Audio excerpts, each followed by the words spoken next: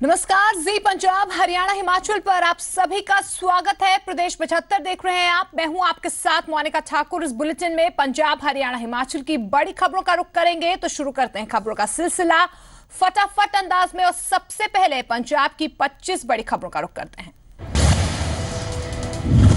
BJP अध्यक्ष अमित शाह आज दिल्ली में लेंगे पंजाब बीजेपी कोर ग्रुप की बैठक। मिशन 2017 के लिए पार्टी की रणनीति पर होगी चर्चा। नए प्रदेश अध्यक्ष को लेकर भी मंथन संभव। पंजाब के डिप्टी सीएम सुखबीर बादल का आज दिल्ली दौरा। दिल्ली के एक होटल में सिख समुदाय के लोगों को करेंगे संबोधित। दोपहर बाद 3 बजे होगा कार्यक्रम। पंजाब के उप मुख्यमंत्री सुखबीर सिंह बादल ने गुरु नगरी अमृतसर में चल रहे कई प्रोजेक्ट्स को लेकर एक बैठक की है। इस दौरान उन्होंने सभी प्रोजेक्ट्स के बारे में जानकारी ली और सभी को अगले 6 महीनों के भीतर पूरा करने के निर्देश जारी किए हैं। किरण रिजिजू के बयान पर उन्होंने कहा कि पंजाब सबसे अधिक शांत राज्य है। इसके अलावा खडूर साहिब उपचुनाव में अकाली दल के उम्मीदवार रविंद्र सिंह ब्रह्मपुरा के उस बयान पर भी उन्होंने सफाई दी है, जिसमें रविंद्र सिंह ने 2017 में जनता से अकाली दल को जीत दिलाने की बात कही थी। इस पर सुखबीर बादल ने कहा कि ब्रह्मपुरा ने ऐसा कुछ नहीं कहा।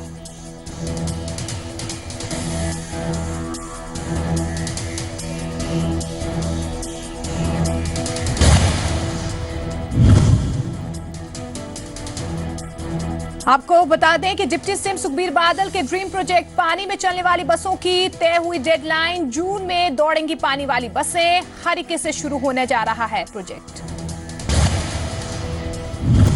पंजाब के डिप्टी सीएम सुखबीर सिंह बादल कड़ी सुरक्षा में फरीदकोट की अदालत में पेश हुए, जहां पुलिस ने कड़ी सुरक्षा के इंतजाम किए थे।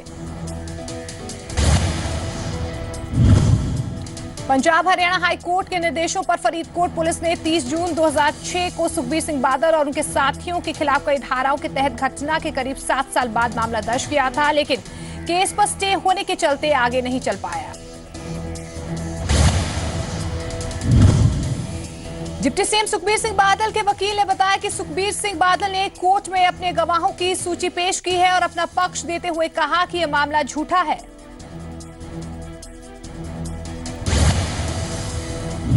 पंजाब के उप मुख्यमंत्री सरदार सुखबीर सिंह बादल कांग्रेस नेता सुनील जाखड़ के आवास पंचकोसी गांव पहुंचे और उनके पिता बलराम जाखड़ के निधन पर शोक जताया।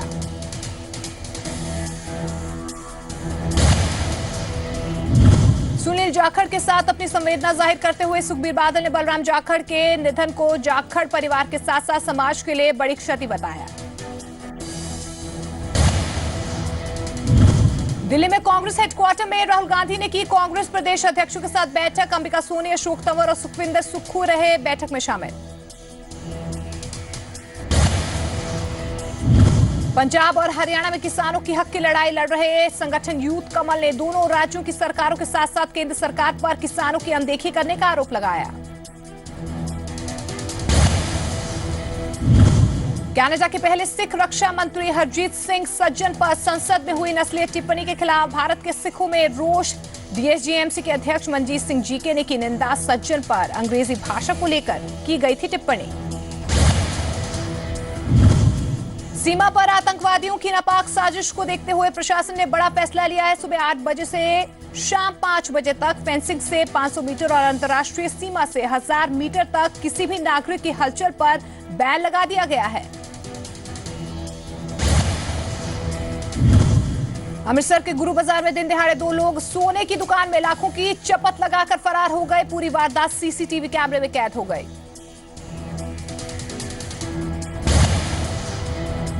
सूचना मिलने पर पुलिस ने सीसीटीवी फुटेज को कब्जे में लेकर जांच शुरू कर दी है। दुकानदार को इस वारदात में करीब 7 लाख रुपए का नुकसान हुआ है।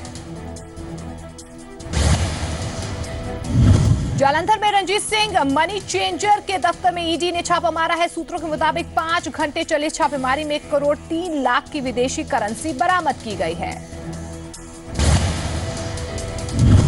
सूत्रों की माने तो इस रेट का कनेक्शन हवाला नेटवर्क से जुड़ा है। रंजीत फोरेंसिक का ज्यादा कारोबार मनीला के कारोबारियों के साथ करता था और आपको ये बता दें कि रोजाना करोड़ों की ट्रांजैक्शन पंजाब और हरियाणा में होती है। फतेहगढ़ साहिब में हल्का बस्ती पठाना के ITI में मनदीप सिंह चीमा चैरिटेबल फाउंडेशन ने नशे के प्रति जागरूकता फैलाने के लिए एक सेमिनार का आयोजन किया। डॉक्टर शर्मा ने कहा कि कई देशों में शराब पर बिल्कुल पाबंदी है, पंजाब में शराब जैसे नशे पर बैन लगाना सरकार का फैसला है। साथ ही उन्होंने कहा कि पंजाब में नौजवान नशे की इस दलदल में फंसकर अपनी जिंदगी बर्बाद कर रहे हैं। जालंधर के अलावलपुर के तेजिंदर ने बुलंद हौसलों से लिखी नई इबारत। 7 साल की उम्र में एक हादसे में दोनों हाथ गंवाने के बावजूद खेल और पढ़ाई में मनवाया अपना लोहा।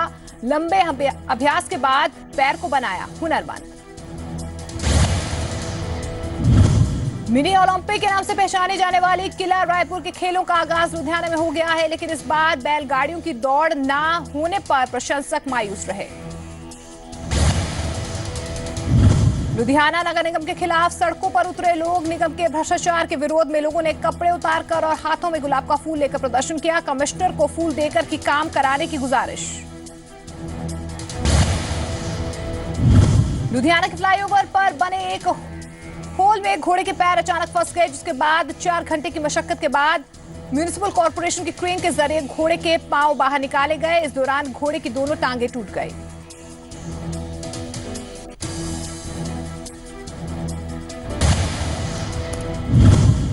चलिए पंजाब की बड़ी खबरों के बाद हरियाणा की बड़ी खबरों का रुख करते हैं।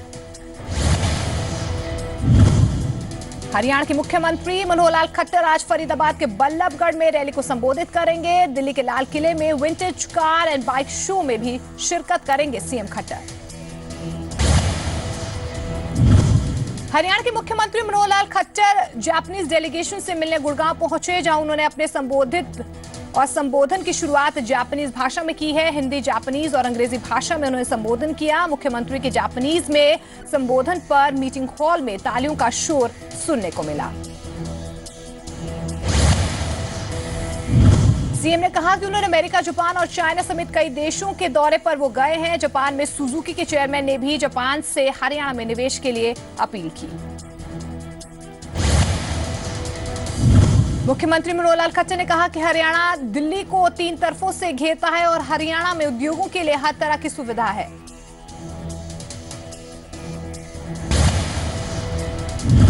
सीएम ने कहा कि केएमपी और केजीपी भी जल्द पूरे हो जाएंगे और वो पर्याप्त मात्रा में स्किल डेवलपमेंट सेंटर बना रहे हैं। उन्होंने सीएलयू प्रक्रिया को आसान किया है। सीएम ने कहा कि डीएमआईसी पर IMML हब के लिए महेंद्रगढ़ में जमीन उपलब्ध कराने की प्रक्रिया शुरू कर दी गई है। गुड़गांव में ग्लोबल सिटी बनाने की तैयारी है। हरियाणा के मुख्यमंत्री मनोहर लाल खट्टर के जापान दौरे को लेकर सूबे के उद्योग मंत्री कैप्टन अभिमन्यु ने कहा कि प्रदेश में उद्योगों में जापान का योगदान खासा अहम है।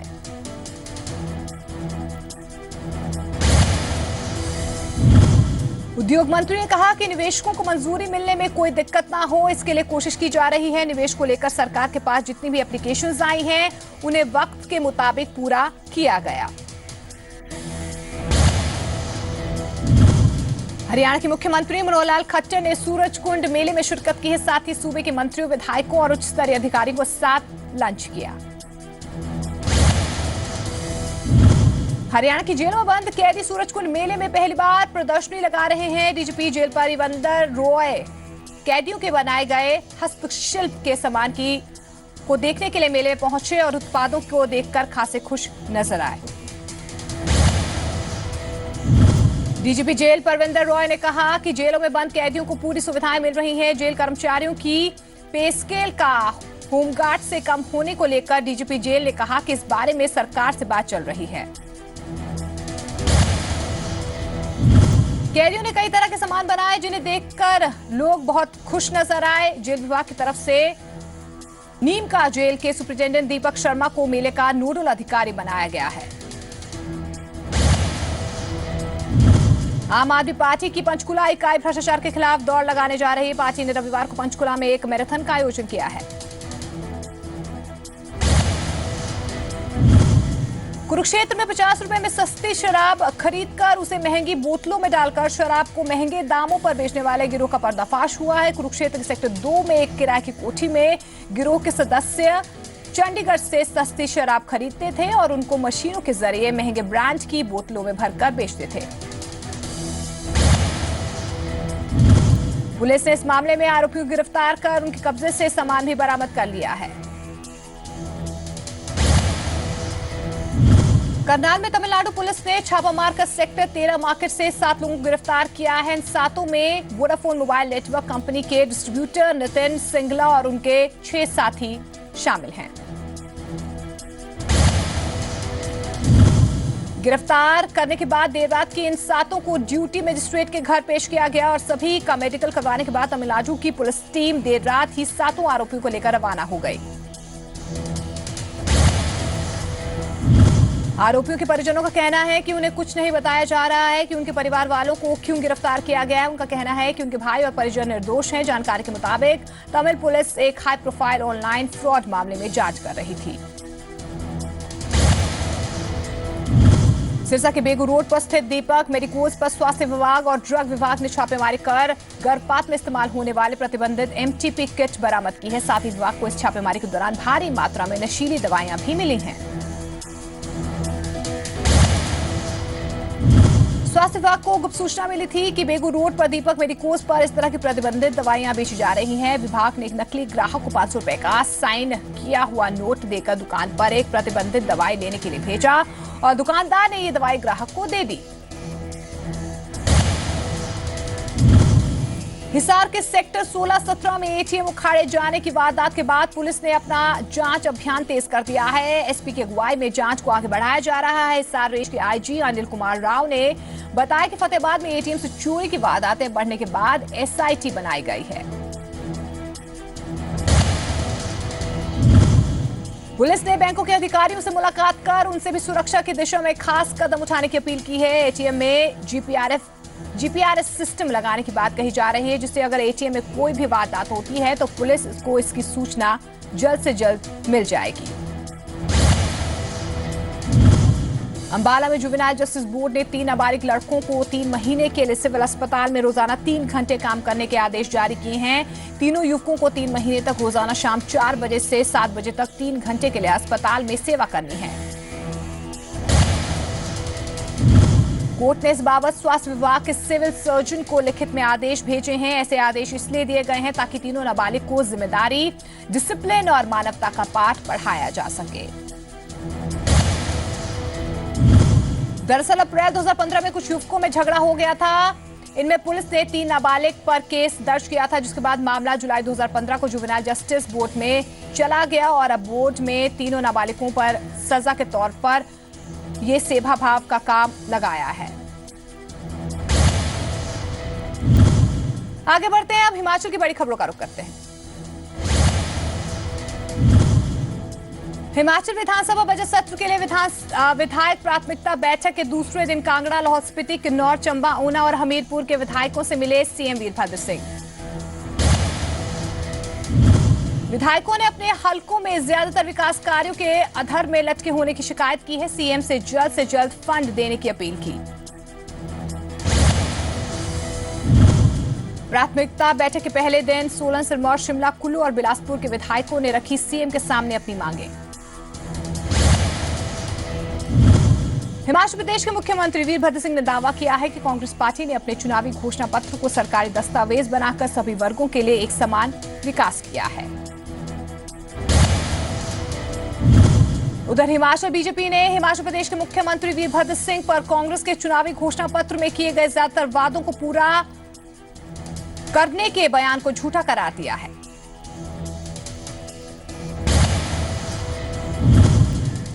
हिमाचल कांग्रेस अध्यक्ष सुखविंदर सुक्खू का बयान, लोगों की भावनाओं को देखते हुए तैयार किया गया है बजट। कहा, पंचायत चुनाव में लोगों ने कांग्रेस को चुना है। पीलिया मामले पर सीएम खुद ले रहे हैं संज्ञान। हिमाचल प्रदेश के पूर्व मुख्यमंत्री और बीजेपी नेता प्रेम कुमार धूमल ने कांग्रेस सरकार पर जमकर निशाना साधा है। धूमल ने आरोप लगाया कि कांग्रेस की सरकार बनने के बाद प्रदेश में विकास ठप हो गया है। पूर्व सीएम प्रेम कुमार धूमल ने कहा कि इससे पहले की 18 प्राथमिकताओं की आज तक डीपीआर नहीं बन पाई है, जबकि सरकार के कार्यकाल को 3 साल होने वाले हैं। भारत पाक क्रिकेट मैच धर्मशाला में होने पर राजनीति करने पर चिंता जाहिर कर धूमल ने कहा कि मुख्यमंत्री वीरभद्र सिंह मैच पर बयान क्यों बदल रहे हैं, ये बात वो ही करते हैं और वो ही कर सकते हैं।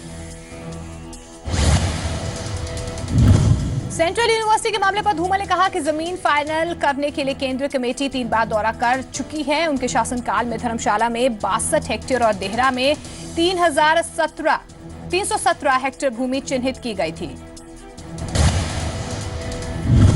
हिमाचल प्रदेश के स्वास्थ्य मंत्री कौल सिंह ठाकुर ने केंद्र सरकार पर हिमाचल प्रदेश के साथ भेदभाव करने का आरोप लगाया। कौल सिंह ठाकुर का आरोप है कि उन्होंने केंद्रीय स्वास्थ्य मंत्री जेपी नड्डा से कई बार मुलाकात कर उन्हें हिमाचल में स्वास्थ्य योजनाओं के बारे में धन देने की और धन की कमी की जानकारी दी, लेकिन आज तक धन नहीं मिला। उधर बीजेपी ने कौल सिंह ठाकुर के इन आरोपों पर पलटवार किया है। बीजेपी ने इसे सूबे की वीरभद्र सरकार को स्वास्थ्य के क्षेत्र में पूरी तरह से नाकाम उन्हें करार दिया है। प्रदेश के पूर्व स्वास्थ्य मंत्री और बीजेपी के महामंत्री राजीव बिंदल ने कहा कि केंद्र ने हिमाचल को ईएमएस जैसे अस्पताल दिए हैं, लेकिन ये सरकार का ही गैर जिम्मेदाराना रवैया है जो वो केंद्र से इस बाबत पैसा नहीं जुटा पा रही।